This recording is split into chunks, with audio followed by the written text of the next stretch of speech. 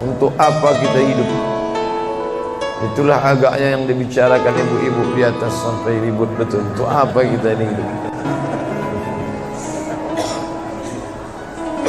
Pertanyaan ini tidak bisa dijawab oleh akal manusia.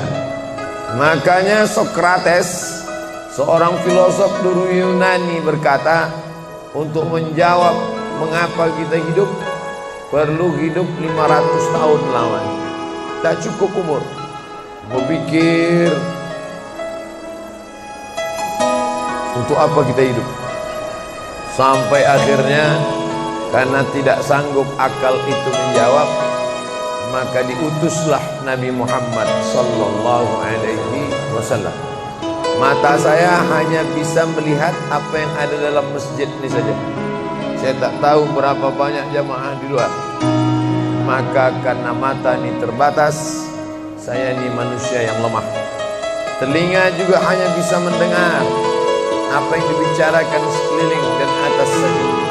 Apa yang dibicarakan orang di luar sana saya tak tahu. Maka saya manusia yang lemah. Akal juga begitu, tidak bisa menangkap saya ini habis mati nanti mau kemana. Maka saya manusia lemah.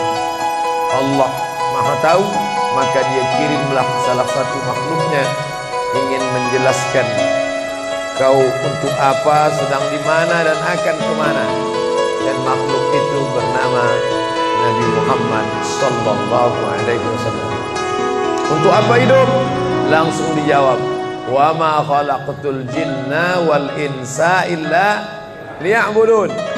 Tidak ada makhluk yang kuciptakan, baik jin maupun manusia, kecuali untuk beribadah. Cara beribadahnya bagaimana? Langsung dijawab, wa ma arsalnaka illa rahmatan lil alamin. Bagaimana cara perbuatannya? Langsung dijawab, laqad kana lakum fi rasulillahi uswatun hasanah.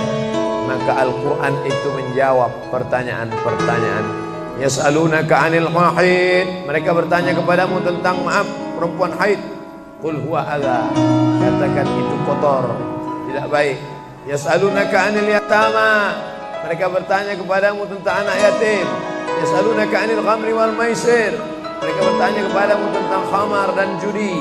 Yas'alunaka madza yunfiqun, mereka bertanya kepadamu apa yang mesti mereka sedekahkan. Yas'alunaka 'anil ruh, mereka bertanya kepadamu tentang ruh. Qulir ruhu min amri rabbi, katakan ruh urusan Allah Subhanahu wa taala. Wa ma utitum minal ilmi illa qalila, tidaklah kamu diberi pengetahuan tentang itu melainkan hanya sedikit saja. Jadi Al-Quran menjawab berbagai pertanyaan yang tak dapat dijawab oleh survei, tak dapat dijawab oleh lembaga penelitian riset. Dia menjawab apa yang tak bisa dijawab akal manusia.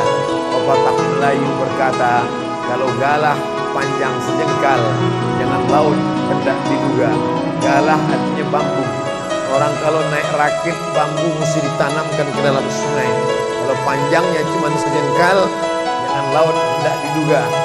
Itulah orang yang terlalu memaksakan akalnya, akhirnya ngomong sendiri dan senyum sendiri. Akhir puncak daripada akal adalah ngomong sendiri, senyum sendiri. Angkot lewat pun dia senyum. Alhamdulillah. Oleh sebab itu kita yang sangat rendah, hina ini mengaku lemah. Aku berserah kepada Engkau ya Allah. Berserah itu bahasa Arabnya istislam. Makanya kita ini tadi mengaku di hadapan Allah hanifan musliman. Aku condong kepada kebenaran, musliman, dan aku hanya berserah diri kepada Engkau ya Allah ya Rabbal Alamin. Makanya apa kata Allah kita ikut. Padahal ini akhir pekan, weekend, maunya santai, tapi kita ikut apa kata Allah Subhanahu wa taala. Bangun subuh ikut. Padahal ini mestinya santai di rumah, tidur-tiduran, membalaskan sakit hati hari Senin, hari Selasa, hari Rabu, hari Kamis, hari Jumat. Ini hari Sabtu, tapi justru hari Sabtu bersusah payah, berdingin-dingin di luar. Bahkan kabarnya jam 3 sudah ada yang datang ke masjid ini. Bahkan ada yang mabit di samping danau. Bayangkan itu. Orang mabit di Musdalifah dan mabit di samping danau. Oleh sebab itu maka ini apa yang membuat makhluk ini bisa begini? Itu semua adalah orang-orang yang mengerti untuk apa kita hidup. Karena hidup adalah untuk beribadah. Bangun tadi dari tidur langsung beribadah. Buka mata, ibadah pertama adalah zikir. Alhamdulillahillazi ahyana ba'dama amatana wa ilaihin nusyur.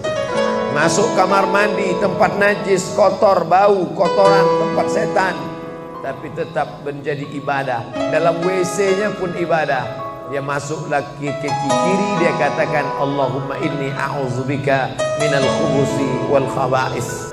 Keluar dari kamar mandi itu ibadah juga. Dia langkah kaki kanan, dia katakan ghufranaka, ghufranaka, maafkan aku ya Allah. Mengapa dia minta maaf keluar dari WC? Karena selama di WC dia tidak menyebut Allah. Lidah yang diciptakan untuk beribadah, selama di dalam tidak beribadah, maka ibadah di dalam WC hanya hatinya saja berzikir. Tak boleh menyambut seruan azan. Terdengar suara azan masuk ke WC, Allahu Akbar, Allahu Akbar, Allahu Akbar. Oh, tak boleh. Tak boleh mengucapkan salam. Assalamualaikum, Nabi diam. Assalamualaikum, Nabi diam. 3 kali diucap, Nabi diam. Selesai keluar dari toilet WC, barulah Nabi menjawab Waalaikumsalam warahmatullah. Karena tidak boleh menyebut nama Allah, maka minta ampun keluar dari WC. Karena lidah yang semestinya dipakai untuk menyebutmu ya Allah, berzikir mengingatmu ya Allah, tadi tak kupakai selama beberapa menit di dalam. Maka dia katakan ghufranaka. Lalu kemudian melihat wajah di cermin, mana tahu ada kotoran di mata. Jangan sampai kita berjumpa sama orang di masjid, orang senyum, kita senyum, yang disenyumkan orang kita. Maka lihat dulu baik-baik. Maka ketika melihat wajah, dia pun menjadi ibadah. Allahumma kama hassanta khalqi fahassin khuluqi. Sebagaimana kalau kau sudah perbaiki bentuk ciptaanku ini menjadi sempurna, maka perbaikilah akhlakku ya Allah. Lalu setelah itu berangkat dari rumah menuju masjid, beribadah juga. Bismillah, tawakkaltu 'ala Allah, la haula wala quwwata illa billah. Setiap langkah kaki ke Masjid Al-Qalam ini bernilai 1 langkah menghapus dosa. Langkah kedua mengangkat derajat. Langkah ketiga menghapus dosa. Langkah keempat mengangkat derajat. Tidak tanggung-tanggung, derajatnya diangkat Allah. Siapa yang duluan datang langsung dapat di depan. Tapi ada orang terlambat tetap tinggi juga derajatnya. Mana dia? Dia yang di atas.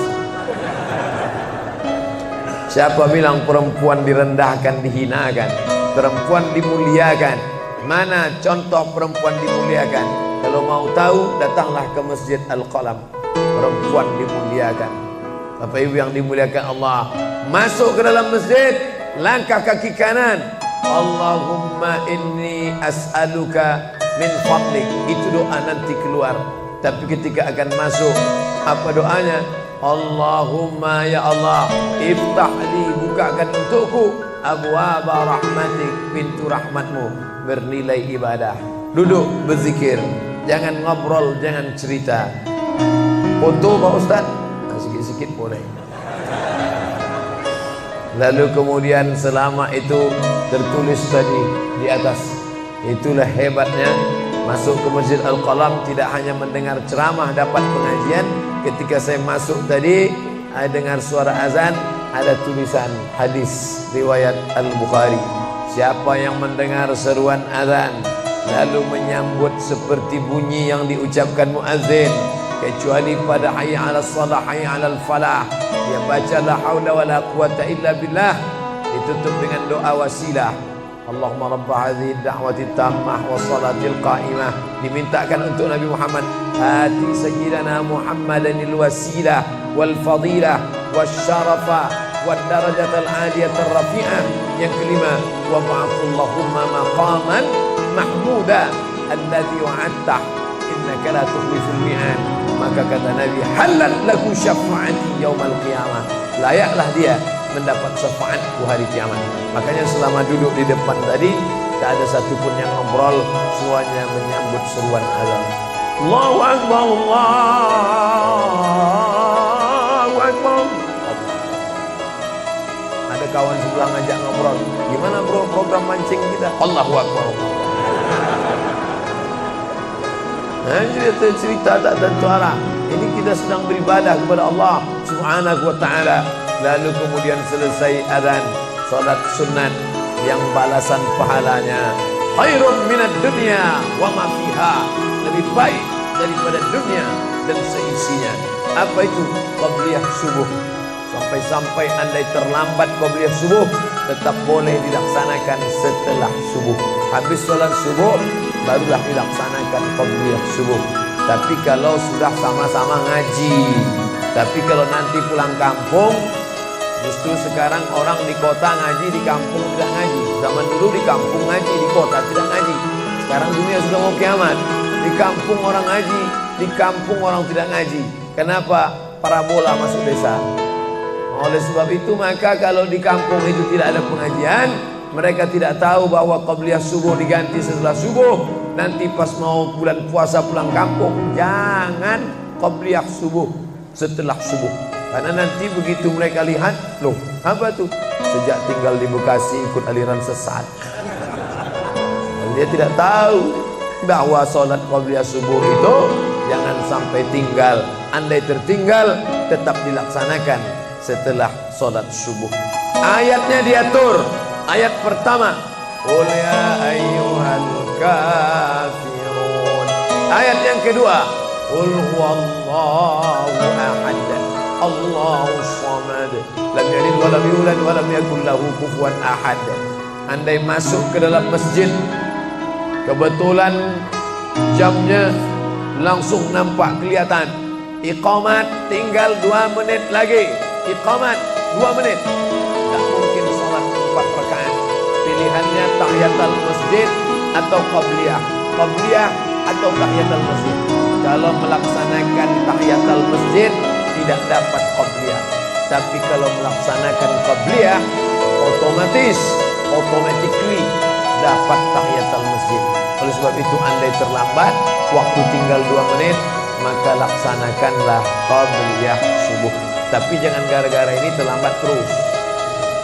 Yang paling afdal cepat datang. Apa kata jamaah? Yang lambat kan ustaz, kami cepat datang. Bapak Ibu yang dimuliakan Allah Subhanahu wa ta'ala, selesai itu salat subuh. Kalau qabliyahnya lebih baik daripada dunia dan seisinya, apalagi salat subuhnya. Begitulah. Kalau qabliyahnya saja yang pendek ayatnya lebih baik daripada dunia dan seisinya, apalagi salat subuhnya. Lalu pahala salat subuh itu apa? Tak ada yang tahu. Makanya kata Nabi, lau ya'lamuna ma fil atamati was subhi, andai mereka tahu pahala salat subuh berjamaah, la atauhuma habwan, mereka akan datang ke Masjid Al-Qalam walaupun merangkak. Habwan, lumpuh, sakit kakinya, dia akan datang. Kursi roda tak ada, yang mendorong tak ada, datang dia ke masjid ini walaupun merangkak. Kenapa mereka tidak datang? Karena mereka tidak tahu. Kenapa mereka tidak tahu? Karena mereka memang tidak cari tahu dan tak mau tahu. Dan sampai masanya mereka nanti akan menyesal saat melihat orang-orang mendapatkan balasan. Muttaqiina fiha 'alal araik, mereka duduk di atas kursi-kursi istana surga, tersenyum melihat orang-orang yang dulu tak peduli pada salat subuh. Mudah-mudahan kita semua istiqamah insyaallah.